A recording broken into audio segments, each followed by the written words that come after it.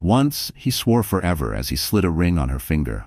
Once she believed love was enough. But forever ended in a single night, one night with another woman, under the lights of a city that never sleeps. While he tasted betrayal, she carried his unborn child in silence, her heart breaking with every breath. Yet love's ashes can spark something more dangerous than hatred: resolve. And when she rose, pregnant, radiant, unbroken, the man who betrayed her would finally tremble. The courtroom was never meant to be a stage. Yet on that morning in Manhattan, it felt like the world's brightest spotlight had been switched on. The marble floors gleamed like polished ice, the mahogany benches were packed with reporters, and the air buzzed with whispers so sharp they could cut skin. Everyone was waiting for Jonathan Colton, the billionaire whose arrogance had always filled entire rooms. They waited to see his victory dance as he prepared to discard his wife like yesterday's newspaper. Jonathan had walked in with the swagger of a man who thought he'd owned the world. The suit he wore was custom Tom Ford, his cufflinks pure platinum, and his mistress sat just a few rows back, smirking in a crimson dress that clung to her body like sin itself. He had promised her that by the end of the hearing, his wife would be gone, his marriage dissolved, and she would step into the spotlight as the woman by his side. But fate had other plans. The double doors at the back of the courtroom opened, and silence fell so heavy that even the judge froze mid-sentence. All heads turned, and there she was, Isabella Colton, heavily pregnant, radiant despite her suffering, walking slowly but firmly down the aisle. Her silk maternity dress hugged her figure, her eyes steady, her chin high. She was not alone. On her arm stood William Blackwell. The William Blackwell. The billionaire CEO, the man whose name carried the weight of empires, the one nobody dared to cross. He wasn't just a father, he was a fortress. And in that moment, Jonathan's smirk vanished as the color drained from his face. His mistress shifted uncomfortably in her seat. The photographers in the back nearly broke their cameras trying to capture the scene. Jonathan had spent the night in another woman's bed, laughing, drinking, feeling untouchable. But today, inside this courtroom, he was no longer the hunter. He was the prey. The whispers began like a storm gathering on the horizon. Is that her father? Oh my God, that's William Blackwell? She's pregnant. Look at her belly. He's done. Completely done. Jonathan tried to stand tall, but his hands betrayed him, clenching into fists, loosening, then clenching again. The judge cleared her throat, but even she could not hide the shock. The power dynamics had shifted in an instant, because this wasn't just a divorce hearing anymore. It was a reckoning. Isabella walked with slow, deliberate grace, as though each step echoed with years of betrayal and nights of silent tears. The woman Jonathan thought was weak, fragile, and broken was now a force he couldn't control. And beside her, William Blackwell radiated authority like a storm cloud about to break open. His icy blue eyes swept the room, and even the bailiffs seemed to stand straighter. Jonathan's mistress, Cassandra, bit her lip, suddenly realizing that her place in the billionaire's empire was not as secure as she once believed. She fiddled with her diamond bracelet, the one Jonathan had given her just last week, and wondered if it would mean anything once this trial was over. Jonathan swallowed hard. He wanted to sneer, to throw an insult, to reclaim control. But for the first time in his life, words failed him. The judge spoke again, her tone sharper now, pulling the courtroom back to order. "Mrs. Colton," she said, her voice calm but carrying authority, "you are here today to respond to the petition filed by your husband. Do you wish to proceed with your own counsel?" Isabella's lips curved, not into a smile, but into something far more dangerous. Resolve. She didn't look at Jonathan. She didn't even glance at Cassandra. Her gaze was fixed on the judge as she answered with a steady voice that carried to every corner of the room. "Yes, Your Honor. I do. And I have my father, William Blackwell, as my representative today." The collective gasp that followed rattled the chandeliers above. A billionaire wife backed by a billionaire father? The press would feast on this for weeks. Jonathan's jaw tightened, his chest rising and falling in shallow bursts. He hadn't expected this. He thought Isabella would come alone, meek, trembling, ready to sign whatever papers he shoved in front of her. He thought she was still the girl who cried quietly into her pillow while he slipped out to late business meetings. He thought she was still the woman who begged him to come home, who clung to hope even when the perfume on his suits wasn't hers. But the woman standing before him now was different. Stronger. Unshakable. Unafraid. And the child she carried inside her belly made her untouchable. Jonathan glanced around, realizing the eyes of the world were no longer on him with admiration. They were on Isabella, and every lens, every pen, every whisper was rewriting the story. He was no longer the victorious billionaire. He was the betrayer, the coward, the man about to be crushed by the very woman he underestimated. And then Isabella turned her head, just slightly, her eyes finally locking with his. It was not anger in her gaze, not even sorrow. It was a promise. A promise that this battle had only begun, and that Jonathan Colton's empire, his pride, his mistress, his lies, everything would soon crumble before the world. And Jonathan realized, too late, that he had never truly known the woman he married. Long before the cameras flashed in court, Isabella Colton had been just a girl who dreamed of love, not headlines. To the world, she looked fragile, almost ordinary. But those who looked closer saw something else. An inner fire. A quiet dignity that no amount of betrayal could extinguish. At 28, Isabella carried both the glow of pregnancy and the shadows of pain. Her soft chestnut hair framed a face that had once been lit with laughter, but the last year had carved it into something more solemn, more hauntingly beautiful. She wasn't the type to chase luxury, though her life had been surrounded by it. She was the daughter of William Blackwell, one of the most feared CEOs in New York. But she had hidden that truth when she fell in love. She wanted to be seen as herself, not as a billionaire's daughter. And when she met Jonathan Colton, she thought she had found exactly that. Someone who saw her as Isabella, not as Blackwell's heiress. Isabella had studied interior design, a passion she carried since she was a child, sketching dream houses in the margins of her school notebooks. After college, she had taken a modest job at a boutique design studio in Manhattan.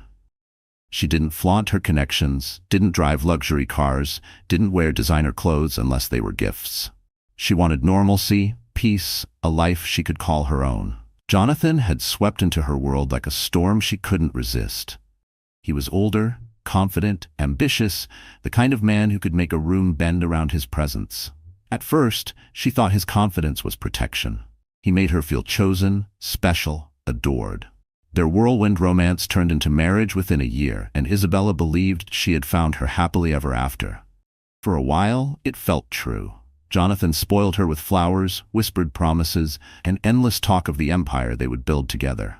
He brushed her hair behind her ears at night, rubbed her feet when she was tired, kissed her forehead like she was the most precious thing in the world. Isabella told herself she was the luckiest woman alive. But love, built on illusions, never lasts. Slowly the cracks appeared. Jonathan became busier, hungrier for power, more restless. He stayed out late, dismissing her worries with sharp words. He traveled more, explaining it away as business. The perfume on his suits, the lipstick stains on his shirts, the hollow excuses, they all became shadows she tried desperately to ignore. When she found out she was pregnant, Isabella's heart had soared. She believed the baby would change everything, that Jonathan would come back to her, that love would win. She spent nights decorating the nursery, carefully painting the walls, folding tiny onesies into drawers, imagining the family they would become. But Jonathan only grew colder. The man who once brought her roses began mocking her for looking tired. The man who once held her hand in public stopped touching her altogether. And one night, she saw him, arm in arm with Cassandra Monroe, his mistress, at a gala he had promised was strictly business. Her world shattered. Isabella wept quietly that night, holding her belly, whispering apologies to the life growing inside her. She felt weak, discarded, invisible. But she wasn't alone, because her father, William Blackwell, had been watching from the shadows. Though estranged for years, he knew his daughter's pain, and the sight of his only child humiliated and betrayed lit a fury inside him. He was a man known for crushing rivals in boardrooms, for building empires out of stone and steel, but when it came to Isabella, he was a father first. When Isabella finally gathered the courage to confess everything, the lies, the mistress, the loneliness, William didn't hesitate. He didn't scold her for hiding her true background. He didn't tell her she was foolish for falling in love. He simply took her hands, looked her in the eye, and said, "You don't have to fight this alone anymore." For the first time in months, Isabella felt hope. Pregnancy had made her body heavy, but it also made her spirit strong. Every kick from the baby reminded her she wasn't just fighting for herself, she was fighting for her child's future. And with her father by her side, she realized she had more power than Jonathan could ever imagine. The transformation began quietly. Isabella no longer cried into her pillow. She no longer begged Jonathan for attention. Instead, she began to plan. She documented every betrayal, saved every message, every photo. She leaned on her father's legal team, the most ruthless in Manhattan. She prepared herself for battle, not with screams or tears, but with calm, deliberate resolve. Still, at night, when she lay in bed, she remembered the girl she used to be. The girl who believed in fairy tales, who thought love could conquer anything. That girl was gone now. In her place stood a woman forged by betrayal, carrying life inside her, backed by an empire. And yet, despite everything, Isabella's heart had not turned to stone. She still loved. Not Jonathan. Not anymore. But she loved her child, fiercely, with a devotion that made her unstoppable. She loved the memory of her mother, who had once told her, "Strength doesn't always roar, Isabella. Sometimes it whispers, sometimes it walks into a room quietly and changes everything." She was ready to change everything. The day of the court hearing, Isabella rose early. She stood before the mirror, one hand on her swollen belly, the other brushing away the last tears she would ever shed for Jonathan Colton. She wore a pale blue dress that glowed against her skin, chosen not for fashion but for dignity. She wanted the world to see her as she was, a mother, a fighter, a woman who would not be silenced. When William Blackwell arrived to escort her, she felt a surge of courage she hadn't known she still had. His presence was not just protection, it was a declaration. The world would see that she was not abandoned, not weak, not broken. She walked into the courthouse not as Jonathan's wife, not as his discarded lover, but as Isabella Blackwell Colton. Daughter of power, mother of strength, woman of resilience. And when Jonathan saw her, flanked by the man he had underestimated, she knew in her heart that the tables had finally turned. Because the Isabella he had betrayed was gone. In her place was someone he could never defeat. And the war for her dignity was only beginning. The world Isabella had married into was dazzling on the surface, but beneath the glitter was a darkness she had never expected. It was a world of chandeliers and champagne, of penthouses with views that touched the sky, and of gala halls where power was traded like currency. To outsiders, it seemed like paradise. To Isabella, it had slowly become a cage. The Colton estate sat on the Upper East Side of Manhattan, a mansion that looked more like a palace than a home. White limestone walls stretched high above a row of sycamores, and the wrought iron gates gleamed under golden floodlights. Inside, everything screamed of wealth. The sweeping staircase of imported marble, the gallery walls lined with paintings Jonathan had collected at auctions, the dining room with a table long enough to seat 30. But wealth doesn't equal warmth. To Isabella, the grand halls felt cold. Every chandelier sparkled, but none of the light reached her heart. She remembered the early days when walking through those doors made her feel like she was stepping into a fairy tale. But as the months went on, that fairy tale crumbled. Jonathan's laughter echoed less in the halls. His footsteps grew distant. And when he did appear, it was often in a rush, barking phone calls into the air or brushing past her with a distracted kiss. The penthouse office was his true kingdom. Floor-to-ceiling windows overlooked Central Park, the skyline stretching endlessly. It was there Jonathan met with investors, charmed board members, and planned the next deal that would expand his empire. It was also there that Isabella noticed the first signs of betrayal. Lipstick on glasses after late meetings, perfume lingering in the air, a second phone hidden in the drawer. But the setting that revealed the truth most brutally wasn't their home. It was the gala. The Bright Futures Charity Gala was the crown jewel of Manhattan's social calendar. Every year, hundreds of the city's most powerful figures gathered beneath crystal chandeliers at the Grand Metropolitan Hotel. The ballroom glittered with sequins and diamonds, every guest dressed like royalty. Waiters in white gloves floated across the floor with trays of champagne, while a live orchestra filled the room with music as smooth as velvet. It was here, amid the dazzle of New York's elite, that Jonathan Colton decided to flaunt his mistress. Isabella had chosen not to attend that year. At 6 months pregnant, she felt uncomfortable in her own skin, and Jonathan had assured her, "It's just business, darling. Investors expect me to show up. Rest at home. You need it." She believed him. Or perhaps deep down, she wanted to believe him. But when the photos hit the tabloids the next morning, her world tilted. There he was, in a black tuxedo, his arm wrapped around Cassandra Monroe, the young woman whose presence had already haunted Isabella's nights. Cassandra wore a scarlet gown cut daringly low, her hand resting possessively on Jonathan's chest, as though she had already claimed him. The headline burned itself into Isabella's memory. "Billionaire Jonathan Colton stuns at gala with mysterious beauty. Where was his wife?" The betrayal wasn't whispered in shadows anymore. It was public, flaunted under chandeliers and camera flashes. Jonathan had chosen the gala, the very heart of their social circle, to humiliate her, and the world noticed.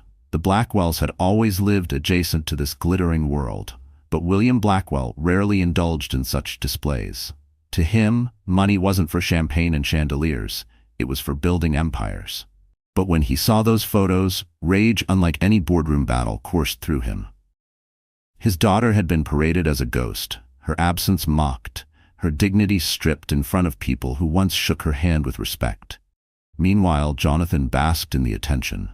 The gala had been his stage, and he had relished every second. Cassandra laughed at his jokes, whispered in his ear, kissed his cheek while photographers clicked away. The investors had smirked, some amused, some scandalized, but Jonathan thought himself untouchable. He thought the empire he had built, the billions in his name, gave him the right to discard his pregnant wife like a forgotten accessory.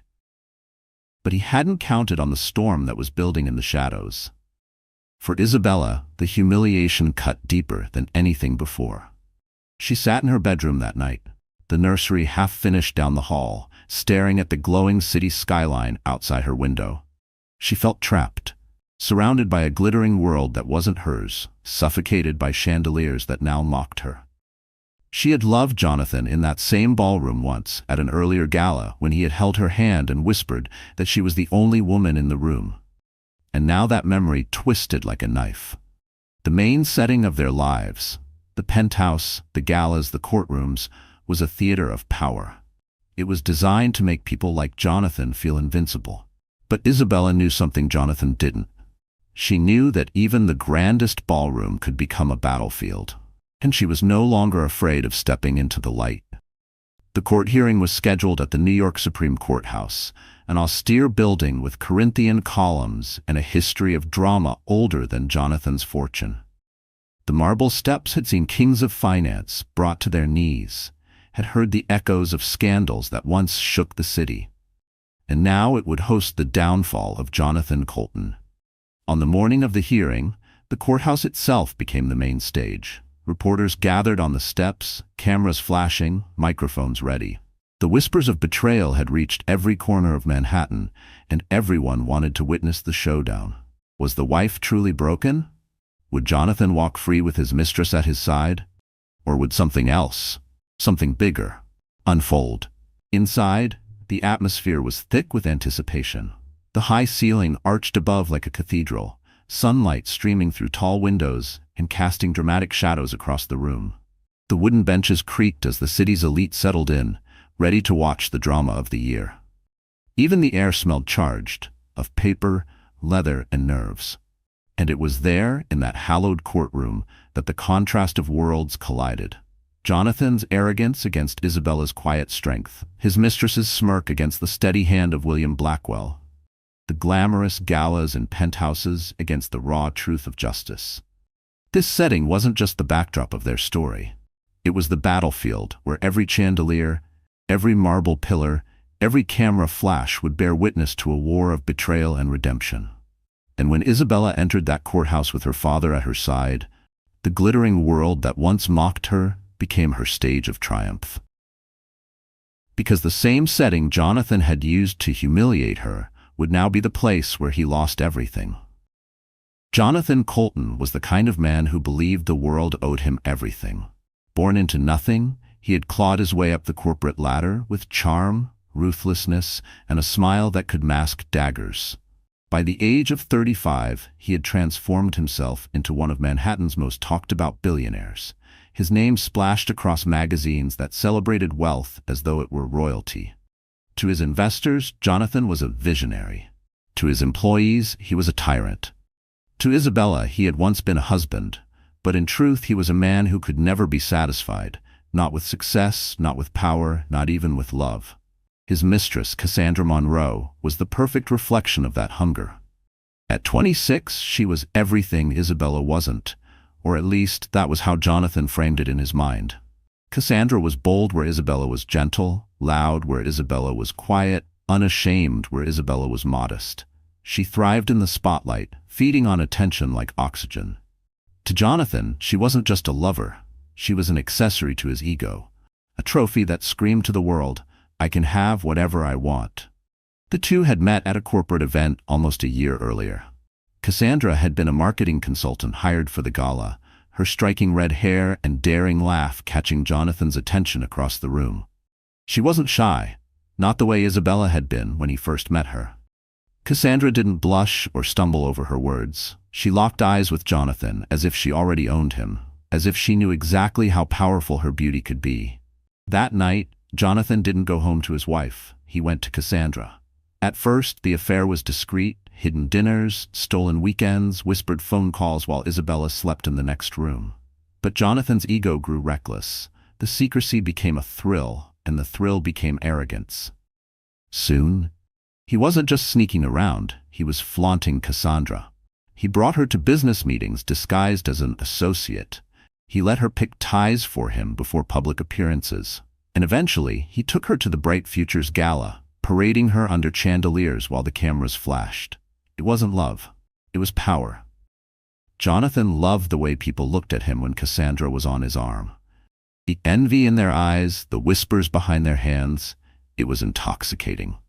He had a pregnant wife at home, yes, but he also had a mistress who worshipped him in public. To him, it was the ultimate proof of his dominance. He could have it all. He could humiliate Isabella and still walk into any room like a king. Cassandra encouraged it. She fed his pride, whispered poison into his ear. "She looks weak without you," she once said after seeing Isabella in a tabloid photo. "You're the real star, Jonathan. You deserve someone who shines with you, not someone who hides in the shadows." Jonathan lapped it up. He began to see Isabella not as the woman he once loved, but as a burden, quiet, unglamorous, pregnant, inconvenient. She was the weight dragging him down while Cassandra was the fire lifting him higher.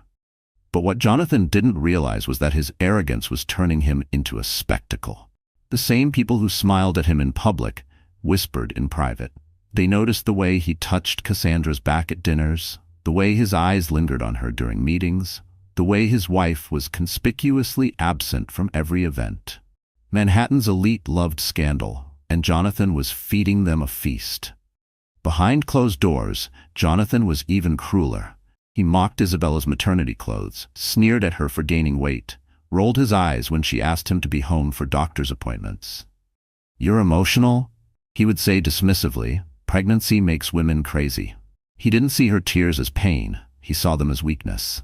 And Cassandra was always there to reinforce the cruelty.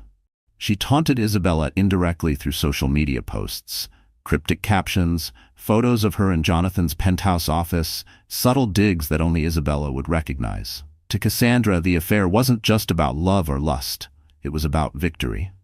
She wanted to replace Isabella, to erase her, to wear the title of Mrs. Colton as a badge of conquest. The villainy of Jonathan and Cassandra wasn't hidden in shadows, it was displayed like jewelry.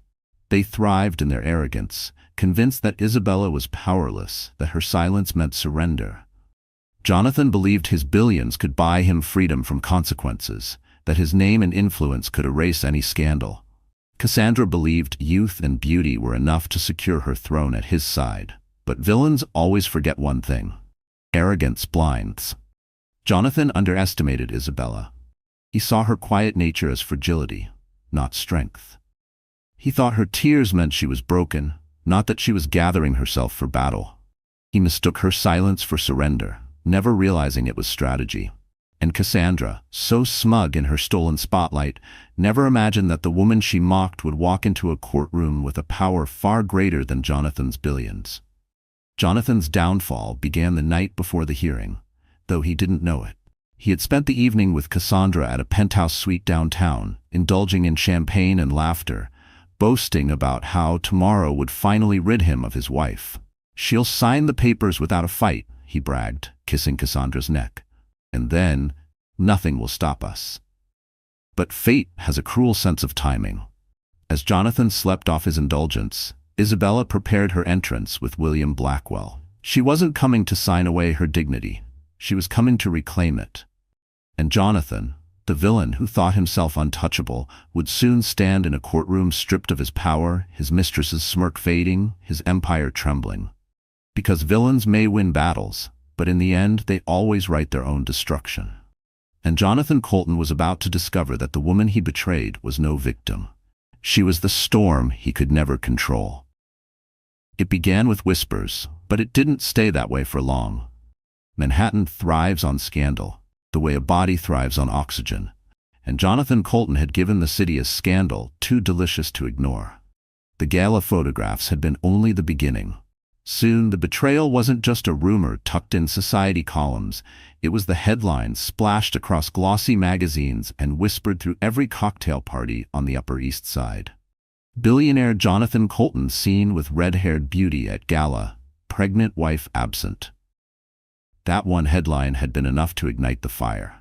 But the photos that followed poured gasoline on the flames. Jonathan and Cassandra were spotted at restaurants, slipping into hotels, strolling hand-in-hand down Fifth Avenue as though they were invincible. The paparazzi lenses captured every smirk, every stolen kiss, every cruel reminder that Isabella, 6 months pregnant, was nowhere in sight. For Isabella, the betrayal wasn't just personal anymore. It was public property. She could no longer walk into a cafe without feeling eyes on her. She could no longer flip through a magazine without seeing Cassandra's smug face smiling back at her. Even the doorman at her building, once warm and polite, now looked at her with pity in his eyes. That was the worst part. Not the whispers of betrayal, not the humiliation of her husband's affair, but the pity. People looked at her as though she were fragile glass about to shatter. One afternoon, Isabella had ventured into a boutique on Madison Avenue, determined to buy herself a dress that would make her feel beautiful again, if only for a moment. As she slipped into a pale lavender gown, the sales associate's phone buzzed with a notification. She didn't mean to look, but the image on the screen was unmistakable. Jonathan, his hand on Cassandra's waist, leaving a downtown restaurant the night before. The caption read, "Love in the city, Jonathan Colton can't hide his passion for his new flame." Isabella froze in the mirror, the lavender gown hanging off her body like a cruel joke. She pressed her hands to her swollen belly, tears threatening to spill, and whispered, "I'm sorry, baby." She wasn't apologizing for Jonathan's betrayal. She was apologizing for believing, for hoping, for staying. But the humiliation reached its peak at the charity luncheon 2 weeks before the court hearing. Isabella hadn't planned to attend. It was a luncheon she and Jonathan had once co-hosted, a yearly tradition meant to raise funds for children's hospitals. But her father had insisted. "You cannot hide, Isabella. If you do, you let him write the story. Go. Hold your head high." She went. She wore a simple cream dress that skimmed over her belly, her hair pulled back in a low chignon. She walked into the ballroom on trembling legs, forcing herself to meet the gazes of the women who had once been her friends. Some smiled with sympathy. Others avoided her entirely, as though betrayal were contagious. And then Jonathan arrived. He strode into the luncheon as though he owned it, his arm firmly around Cassandra's waist. She glittered in a sapphire blue dress, her laughter echoing across the marble hall. The sight of them together was like a blade twisting inside Isabella's chest. She gripped her glass of water tighter, the condensation dripping down her fingers. The room buzzed with whispers. Some tried to pretend nothing was happening, that it was business as usual. But the stares followed Isabella everywhere she turned. She felt the heat rising in her face, the suffocating weight of humiliation pressing down. It was Cassandra who delivered the final blow. As Isabella made her way toward the exit, Cassandra deliberately stepped into her path. With a smile sharp enough to cut glass, she looked down at Isabella's belly, then back up into her eyes. "You look tired," she said sweetly, her voice loud enough for the nearby crowd to hear. "Pregnancy doesn't suit everyone, I guess?" The laughter that followed, soft, stifled, cruel, burned hotter than fire. Jonathan said nothing. He didn't even glance at Isabella. He simply tightened his arm around Cassandra and guided her past, his eyes fixed ahead as though his pregnant wife were invisible. In that moment, Isabella nearly broke. She stumbled into the hallway, her chest heaving, her vision blurred by tears she refused to let fall. She wanted to scream, to collapse, to let the pain consume her. But then she felt it. The tiny flutter in her belly, the soft reminder of life growing inside her. Her baby, her child. And she remembered her father's words. "You cannot hide. If you do, you let him write the story." That night, Isabella sat in the nursery, staring at the unfinished crib. She had painted one side of it a soft pastel blue, her brushstrokes trembling as she fought back sobs. But instead of giving in to despair, she made a choice. She picked up her phone, called her father, and said 3 words that changed everything. "I'm ready now." The next morning, William Blackwell's legal team descended like a storm. They gathered documents, financial records, photographs, everything they needed to build a case. Isabella handed over Jonathan's secret phone, every text message and photo she had quietly collected. She signed papers with steady hands, her belly pressing against the table, her eyes blazing with a strength she hadn't felt in months. The betrayal had humiliated her. It had cut her to pieces. But now, those pieces were being forged into armor. Word spread quickly that Isabella Blackwell Colton wasn't going to vanish quietly. Reporters caught wind of the legal team she had assembled. Whispers filled the social circles. "She's fighting back. She's bringing her father." Jonathan dismissed it at first. "She won't do anything," he sneered to Cassandra one evening, swirling a glass of whiskey. "She's too weak. She doesn't have the guts." Cassandra smirked and kissed his cheek, feeding his delusion. But Isabella knew the truth. She had guts, she had strength, and she had something Jonathan would never understand. A reason to fight that went beyond ego or wealth. She wasn't just fighting for herself anymore. She was fighting for her child, for her dignity, for every woman who had ever been humiliated by the man who swore to love her. And when the court date arrived, Isabella was no longer the broken woman who had fled the luncheon in tears. She was the storm walking through the courthouse doors. The public betrayal had destroyed her once, but now it would destroy Jonathan Colton.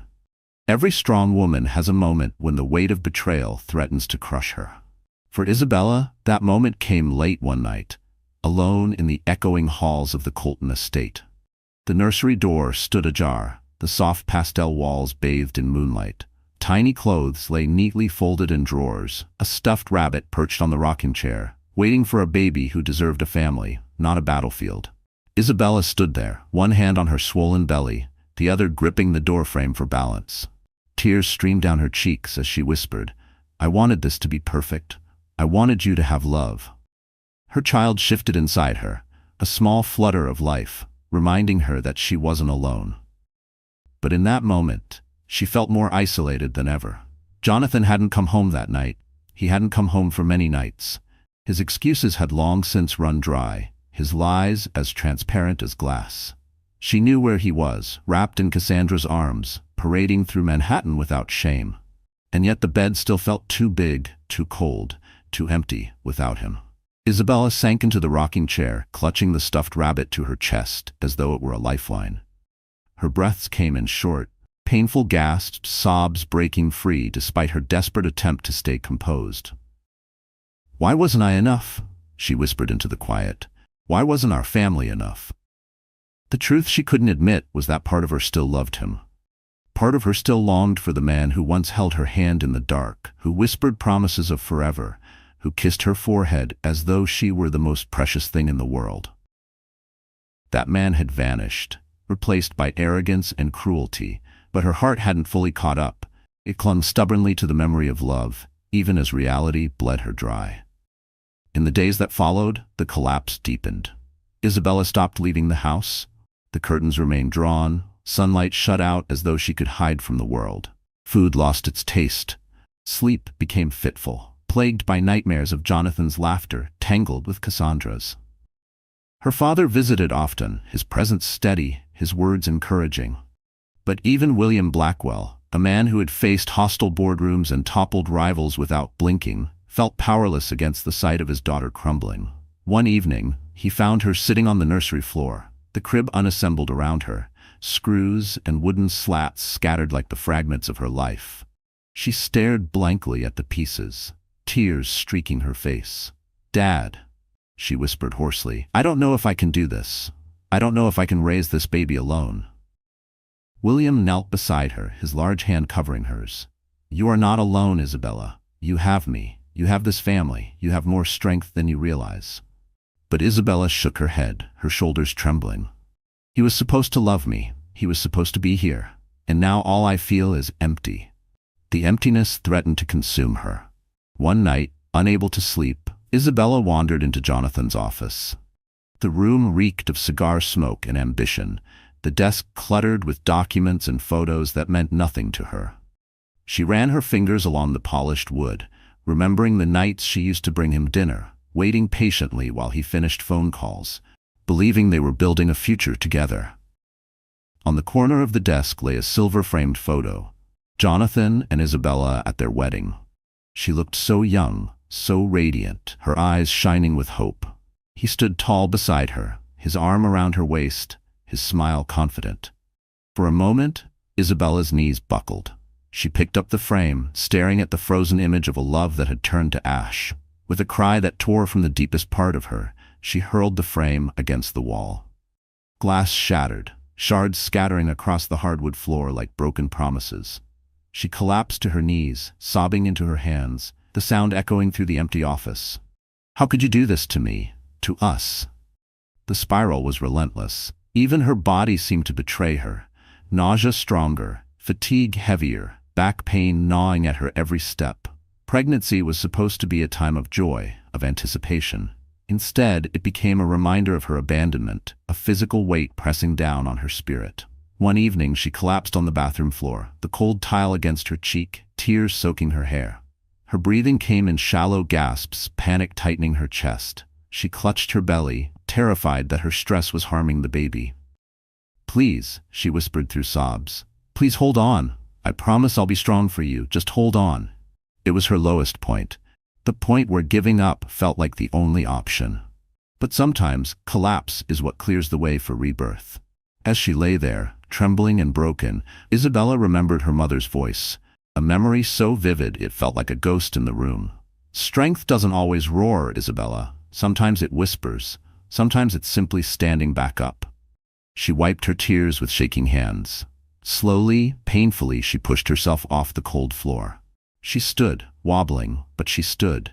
She looked in the mirror, her eyes red and swollen, her cheeks pale, but her reflection told a story she couldn't ignore. She wasn't just a betrayed wife. She wasn't just a victim.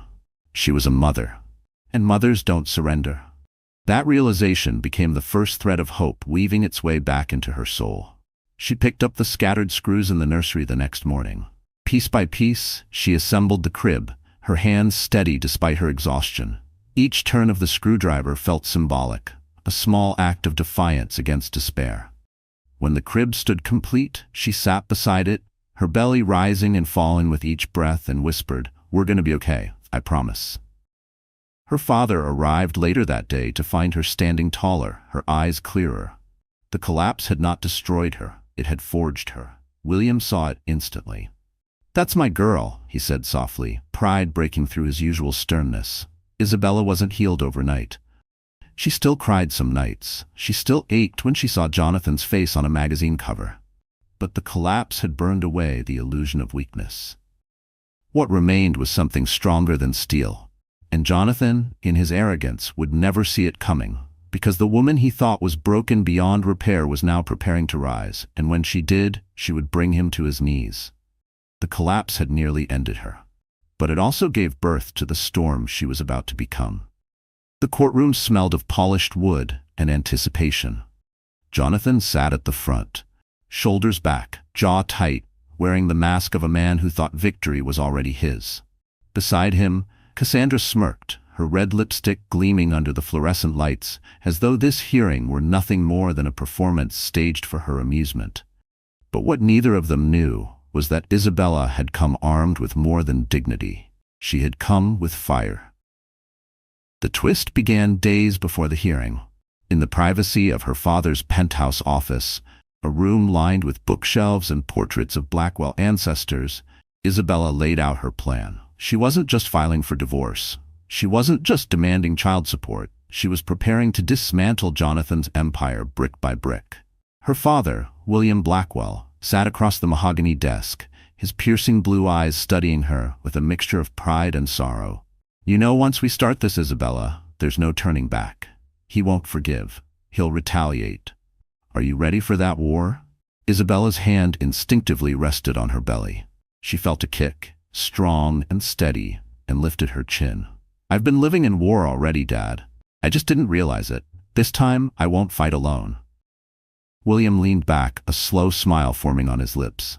"Good, because I've been waiting for you to say that." The first weapon in Isabella's arsenal was knowledge. She had collected months' worth of evidence, photos, text messages, receipts from hotels, proof of Jonathan's reckless spending on Cassandra. Every secret phone call, every late-night rendezvous, every extravagant gift purchased with marital assets, it was all neatly compiled into folders that William's legal team devoured like predators. The second weapon was power. Jonathan believed he was untouchable because of his wealth, but what he failed to consider was that William Blackwell's empire dwarfed his. William didn't flaunt it with galas and mistresses. He wielded it quietly, decisively, and with devastating precision. When the Blackwells entered a courtroom, they didn't just fight, they conquered. And the third weapon was a prenup. Jonathan had insisted on it before the marriage, smug in his belief that he was protecting himself from a gold digger. Isabella, blinded by love, had signed without hesitation. But what Jonathan never realized was that William Blackwell had reviewed the contract in silence, slipping in clauses so subtle Jonathan hadn't even noticed. Clauses that now gave Isabella the upper hand. On the morning of the hearing, Isabella walked into the courthouse flanked by her father and his legal team. Cameras flashed, reporters shouted her name, microphones jutted forward. For months, she had been invisible, erased by Jonathan's arrogance. But now, every eye was on her. She was no longer the victim. They saw it instantly. She was the storm. Jonathan's face drained of color the moment he saw William Blackwell. The older man's presence was like a thundercloud rolling into the room, heavy and unyielding. He didn't need to speak to command authority. His reputation spoke for him. And when he placed his hand protectively on Isabella's shoulder, Jonathan's composure cracked. The judge called the room to order, her gavel striking sharply. "Mr. and Mrs. Colton, we are here today to proceed with your divorce petition. Counsel, please state your appearances."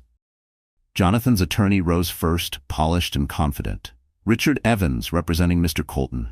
Then William stood, not a lawyer, but a titan. "William Blackwell, representing my daughter Isabella." The collective gasp from the gallery was deafening. Reporters scribbled furiously. Jonathan's mistress shifted in her seat, her smirk faltering for the first time. The battle began with Jonathan's attorney attempting to paint Isabella as fragile, dependent, a woman who could not survive without Jonathan's fortune. "She lived in luxury because of my client," Evans declared. "She had everything she wanted, yet she chose to abandon him during the most crucial years of his business. We asked for a swift dissolution with limited compensation." But William was ready. He rose slowly, his voice calm but lethal. "Everything she wanted? My daughter wanted a husband who respected her. Instead, she got betrayal, abandonment, and public humiliation while carrying his child. And as for luxury, let us not forget, Jonathan Colton's so-called empire began with Blackwell funding. Without us, he would still be hustling deals out of a rented office." Jonathan flinched. Cassandra's nails dug into his arm. And then Isabella spoke. For the first time, she rose to her feet, her hands steady despite the tremor in her heart. "Your Honor," she said, her voice clear, "this isn't just about divorce. This is about dignity. My husband did not simply betray me in private. He made a spectacle of it. He paraded his mistress while I carried his child. I have evidence to prove his misconduct, not just against me but against our marriage contract. She handed a folder to the bailiff. Inside were photos, texts, receipts, all the proof of Jonathan's arrogance. The judge flipped through the documents, her brow furrowing deeper with each page. Jonathan shifted uncomfortably. "Those don't mean anything," he snapped. "Every man." "Every man?" William interrupted sharply. His voice cut like steel. "Every man doesn't abandon his pregnant wife to flaunt a mistress under chandeliers. Every man doesn't siphon marital assets to buy diamonds for another woman. Don't confuse your moral failure with manhood, Jonathan." The courtroom erupted in murmurs. Jonathan's face flushed crimson. But the final twist came when William slid another document across the table. "The prenup," Jonathan sneered. "That protects me, not her." William's eyes gleamed coldly. "You should have read it more carefully. Section 14, paragraph 2. In the event of adultery, the faithful spouse retains controlling interest in all joint assets as well as custody rights. Signed by you, witnessed by 2 attorneys. The judge adjusted her glasses, scanning the clause. Her gavel struck once. "It's valid." Jonathan's mouth fell open. Cassandra paled. The press scribbled frantically. In that instant, the balance of power shifted entirely.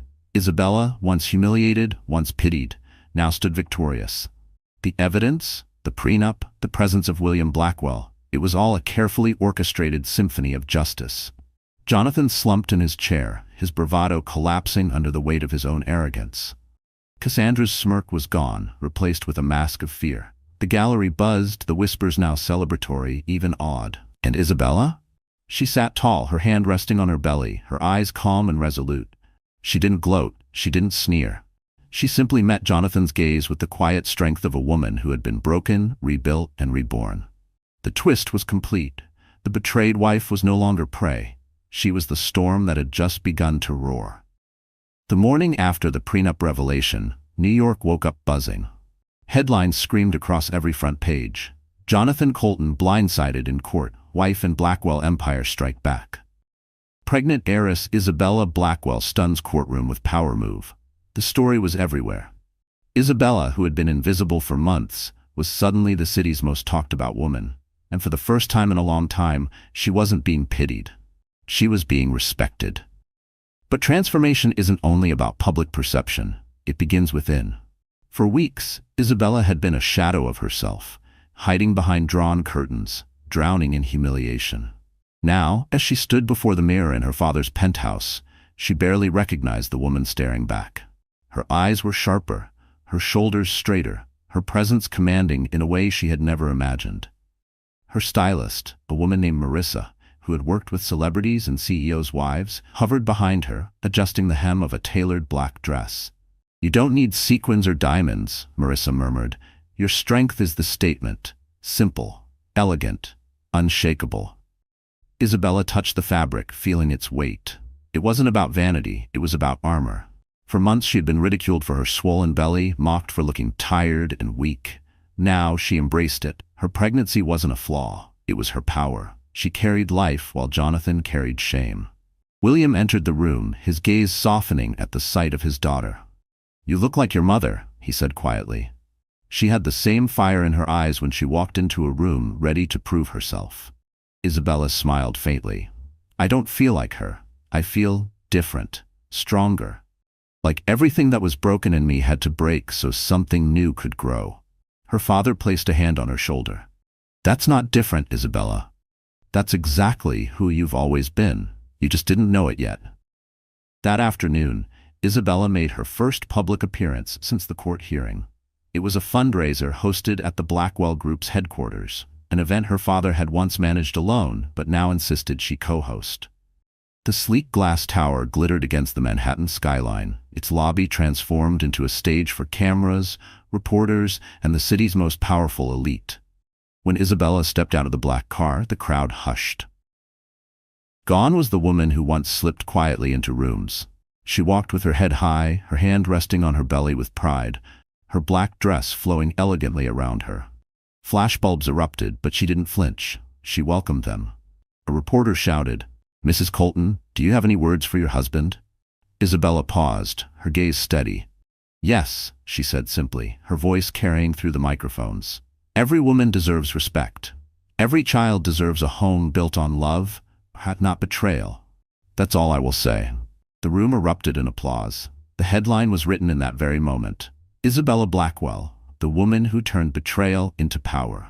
Inside, Isabella mingled with investors, philanthropists, and socialites who had once pitied her. Now they looked at her with admiration, even awe. She was no longer Jonathan's wife. She was Isabella Blackwell, heiress, mother, survivor, force of her own.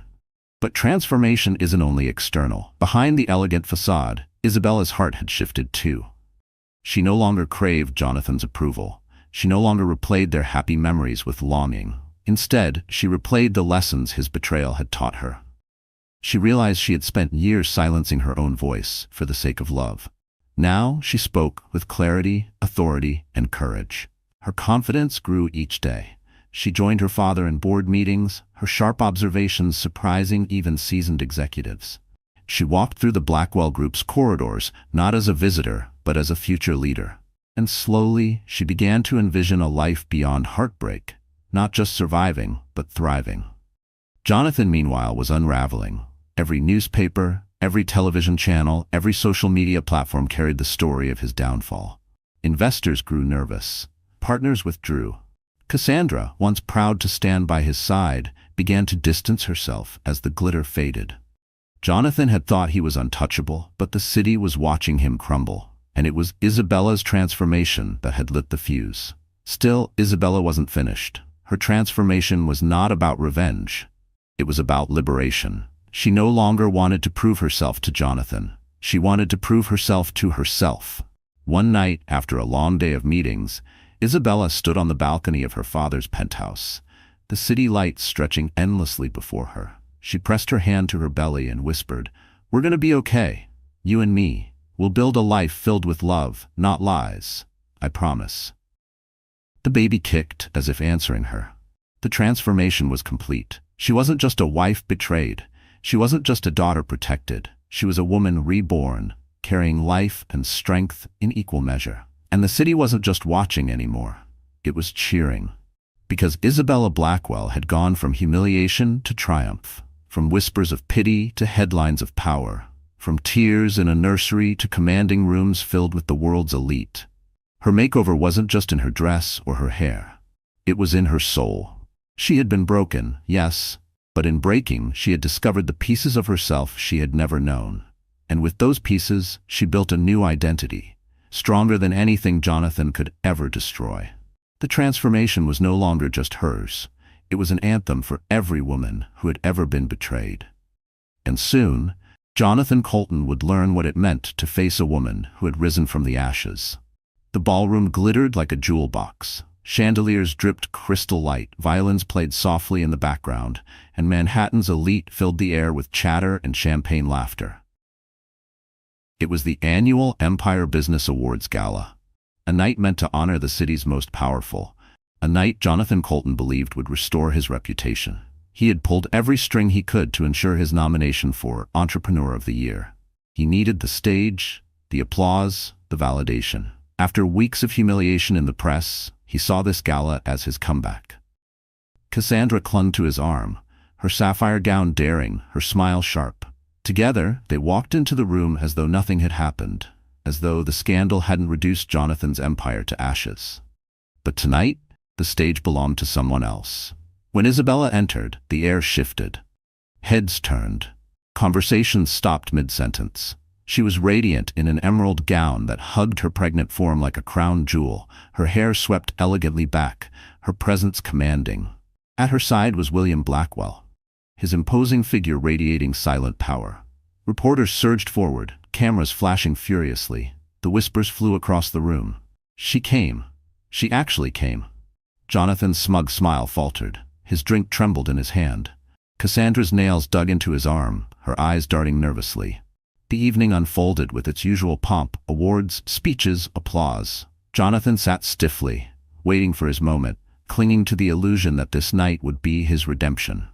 But as the presenter approached the podium, Isabella rose from her seat. "Excuse me," her voice rang out, calm yet commanding.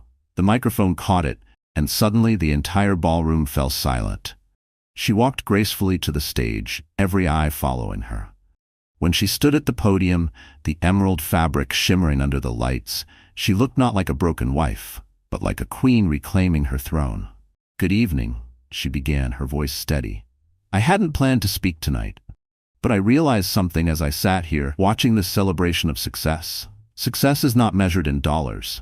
It is not measured in power or even applause. True success is measured in integrity. And integrity," she paused, her gaze locking onto Jonathan, "cannot be bought." A ripple went through the crowd. Jonathan shifted uncomfortably, his jaw clenched. Isabella continued, her words precise, deliberate. "Some of you know me as Isabella Colton, the wife who disappeared from these galas, the woman whispered about in tabloids. But I am not that woman anymore. I am Isabella Blackwell, daughter, mother, and a woman who refuses to be silenced." The room erupted in applause. Jonathan's face burned red. She lifted a folder from the podium. "In this folder," she said clearly, "is evidence of what happens when arrogance blinds men into believing they are untouchable. Affairs, fraud, assets siphoned from a marriage to fund a mistress's wardrobe. Documents signed with careless hands. For months I carried the shame of someone else's betrayal. Tonight, I return that shame to its rightful owner." Gasps filled the room. Cameras zoomed in. Cassandra paled, her painted smile cracking. Jonathan half rose from his chair, his voice breaking.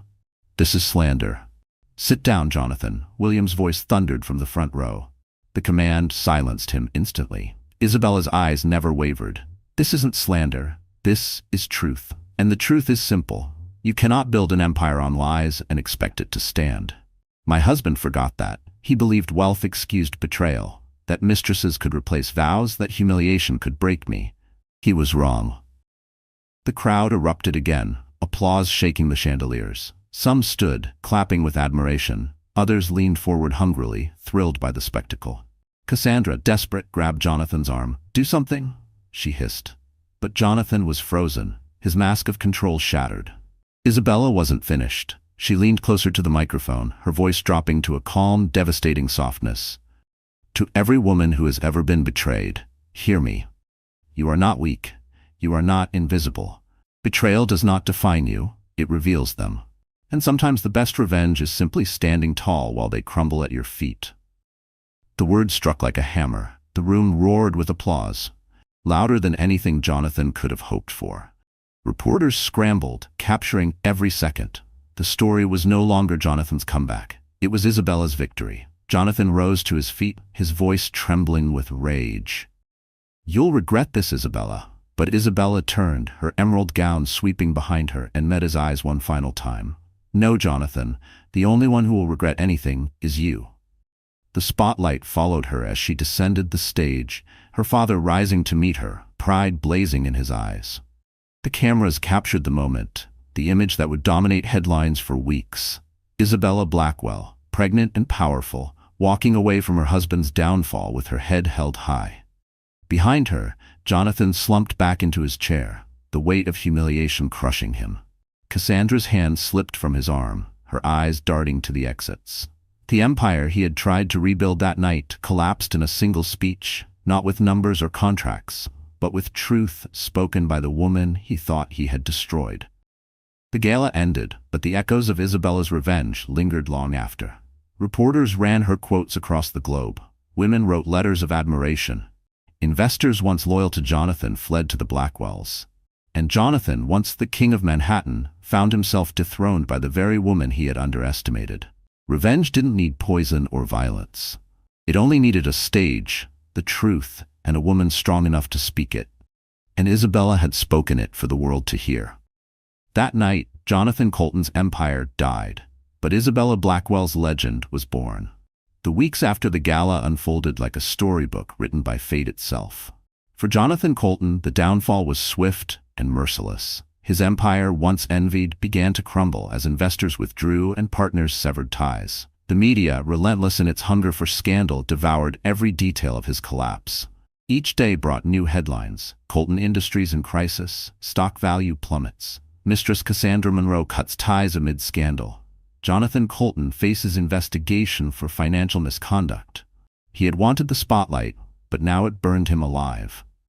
Cassandra, The woman he once paraded like a trophy vanished almost overnight.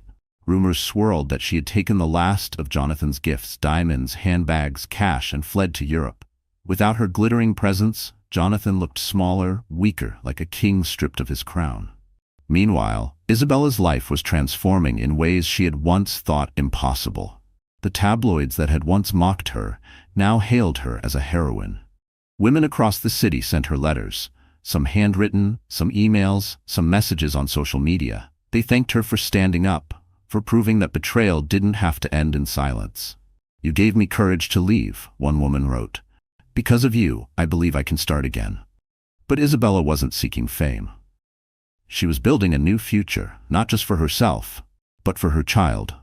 With her father's support, she began taking on more responsibilities at the Blackwell Group. She wasn't just attending meetings now, she was leading them. Her calm yet firm voice carried weight. Her decisions impressed even the most seasoned executives. She had discovered a talent for strategy, for leadership, for commanding respect without demanding it. And slowly, she realized something profound.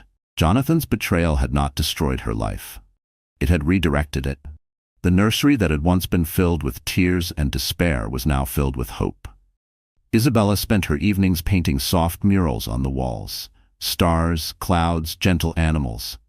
She wanted her baby to wake each morning surrounded by beauty, by a reminder that life was still good, still full of love. Her father often joined her, assembling furniture or reading aloud from business reports as she painted. They laughed together, sometimes cried together, but through it all, they grew closer than ever. For William Blackwell, protecting his daughter had become his greatest achievement. And for Isabella, discovering her own strength had become her greatest gift. Jonathan tried to fight back, of course. He filed appeals, demanded settlements, attempted to salvage his name. But every effort fell flat. The prenup was ironclad. The evidence of his misconduct was overwhelming. The judge granted Isabella full custody, controlling interest in their joint assets, and freedom from the man who had caused her so much pain.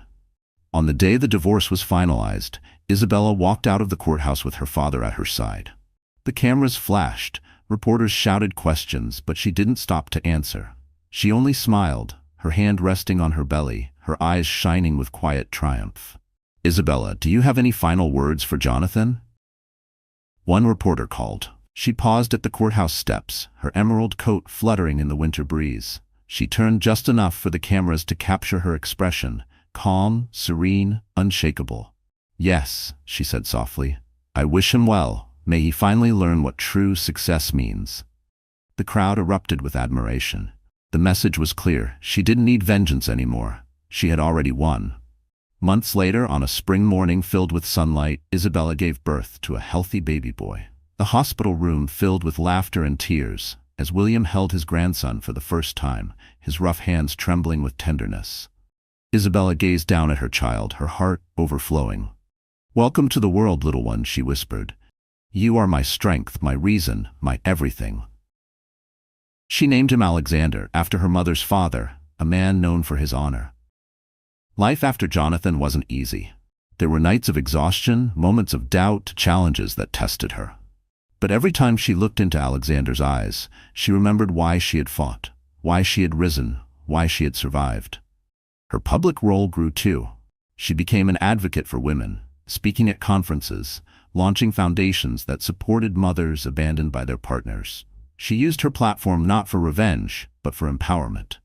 One evening, standing on a stage at a women's summit, Isabella shared her story. The audience listened in silence, some wiping tears, others nodding in recognition. "I thought betrayal was the end of my story," she told them, "but it was only the beginning. I thought love had broken me, but it rebuilt me.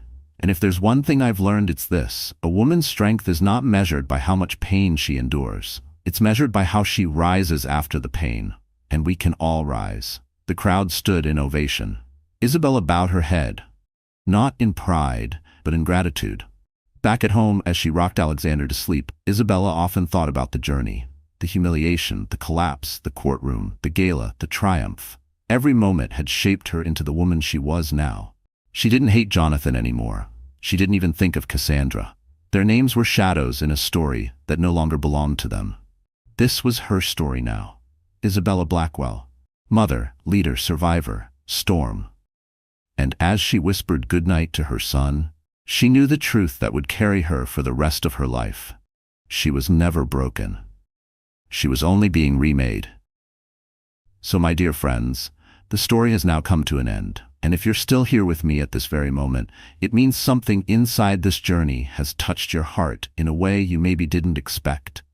Perhaps it reminded you of your own struggles, your own heartbreak, or maybe it simply whispered a truth you already knew, that no betrayal, no loss, no wound has the power to define you forever. Life will test us, sometimes cruelly. People we love may betray us, promises may break, and the future we thought was certain may collapse in an instant. But as the Stoic philosopher Epictetus once said, it's not what happens to you, but how you react to it that matters. Isabella's story is not just about pain. It is about rising, about discovering the fire that was always inside her, hidden beneath the ashes. And maybe tonight, as you watch, you realize the same fire lives in you. Marcus Aurelius wrote, "You have power over your mind, not outside events. Realize this, and you will find strength." That's what healing truly is. Not erasing the scars, but wearing them with dignity, as proof you survived and became stronger. So take this story with you, not as just another drama, but as a reminder. No matter who walks away, no matter how broken things seem, you are never powerless. You can rebuild, you can rise. And sometimes the ending you feared is only the beginning you needed. If this story has moved you, I'd love for you to like this video, share it with someone who needs strength today, and subscribe to our channel so you'll never miss another journey like this one. Because together, as a community, we can remind each other that pain is not the end. Sometimes it is the doorway to becoming who we were always meant to be.